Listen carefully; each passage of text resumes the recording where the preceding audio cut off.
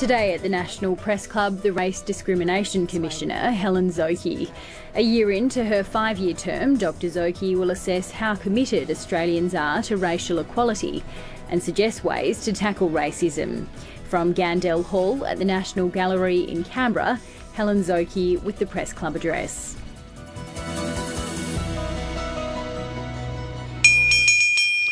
On behalf of the directors of the National Press Club, welcome to the National Gallery of Australia for today's National Australia Bank address. As you just heard, Dr Helen Szoke was appointed as Australia's Race Discrimination Commissioner just under a year ago, having previously served as the Equal Opportunity and Human Rights Commissioner in Victoria. Next week she'll actually celebrate 12 months in that role, her new role. Last week she launched Australia's first anti-racism strategy. And today she joins us to address the National Press Club and talk about that process going forward. Please welcome Dr Helen Szoke.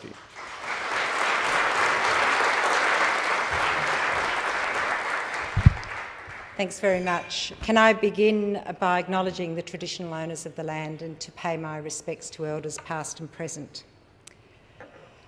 I'm here today to talk to you about race. And a lot of people tell me it's hard to be positive when talking about race.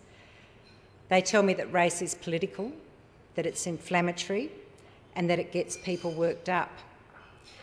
And in fact, when I talked about racism to a senior member of a community organisation, what he said to me is, that won't go down well in some parts of Australia. People will arc up. Well, in some cases, I've got to say that's true, but it's not the full picture by any means. The reality is that for people who never experienced racism, they don't actually understand what impact and what damage it does. My father was a refugee from World War II, and I know the challenges that he faced in his life, and they were very different to mine, born as a migrant child, born as a child of a migrant, but growing up in this country.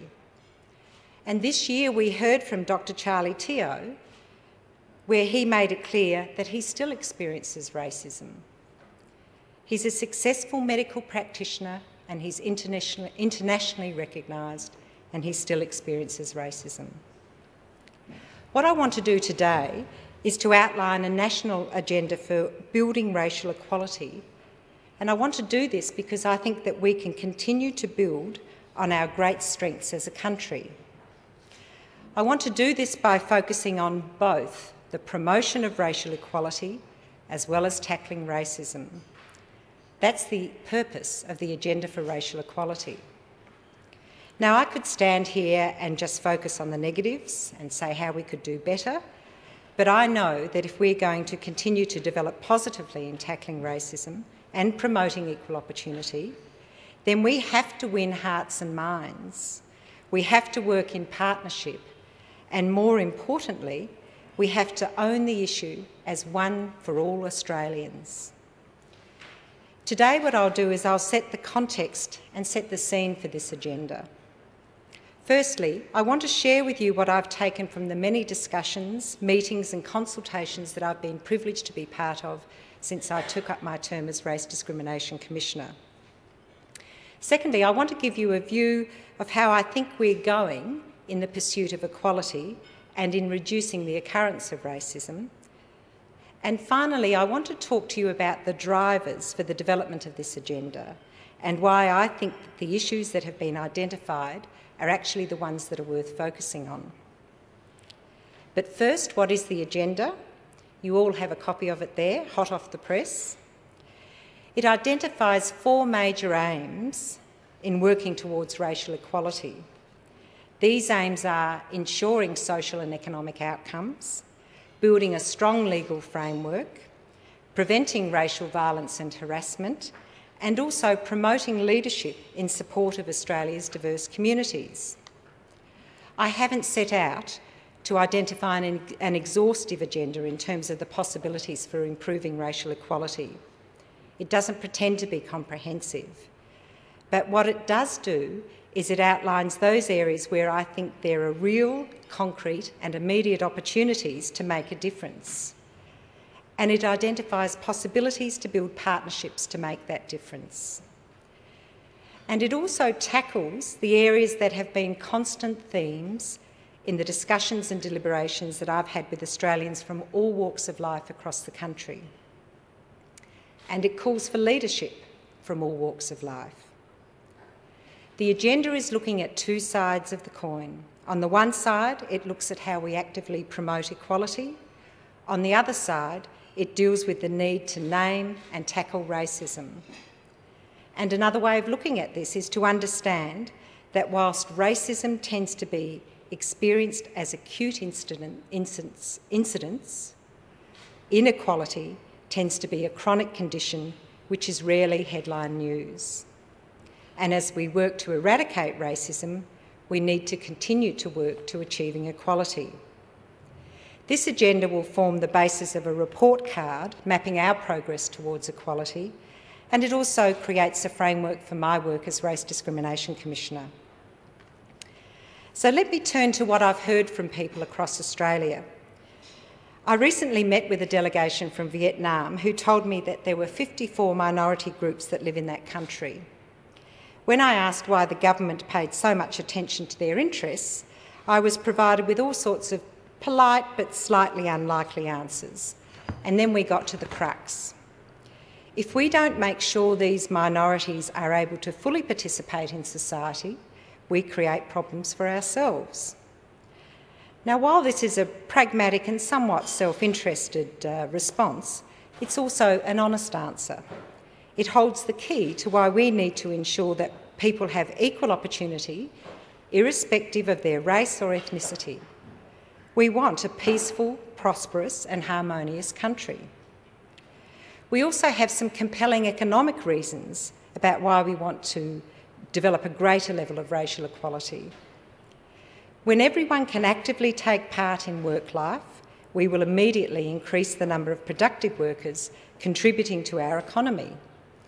And we also open up a broader spectrum of talent and capability. Access Economics has indicated that the cohort of migrants arriving in Australia in any one year contributes $535 million to the federal budget in their first 12 months. This rises to $1.3 billion 20 years after settlement. We also know that productive workers is pretty important, especially when it's been suggested that we will need 800,000 new workers over the next 5 years if we're to ensure economic growth. So it's clear that making sure that people who come to Australia are happily settled here, and it's clear that it helps our bottom line. We also know that if we bring difference together in any walk of life, it expands our thinking and our capacity to innovate. You only have to look to sport for an example of looking into the future and identifying new opportunities and new markets by embracing difference. Imagine the AFL or the NRL without the Indigenous and Pacific Island players. But sport hasn't just focused on the inclusion side of the coin. The most successful codes have kept one eye to the future of the game while keeping the other on protecting it by protecting the game by naming and deterring racism when it occurs. And even sport still has a job to do. At the level of local clubs, we still see racism exhibited in local competitions. And only last week, we heard Wendell Saylor, a star in both league and union, talking about the racism that he still experiences and the racism that he sees on the streets. If there are benefits involved in achieving racial equality, then there are real costs if we don't.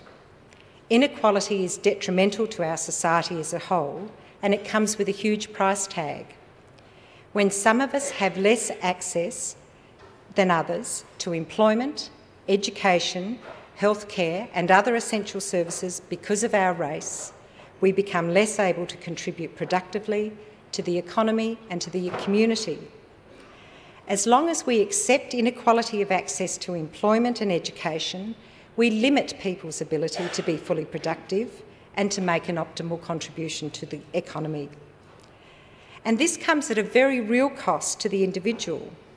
For example, research demonstrates that the barriers for newly arrived refugees and migrant groups in gaining sustainable employment have consequences not only for their financial security, but also for their health and well-being. As long as our community accepts that some people will have poorer life outcomes or are marginalised because of their cultural background, we lay the groundwork for an atmosphere in which it's acceptable to treat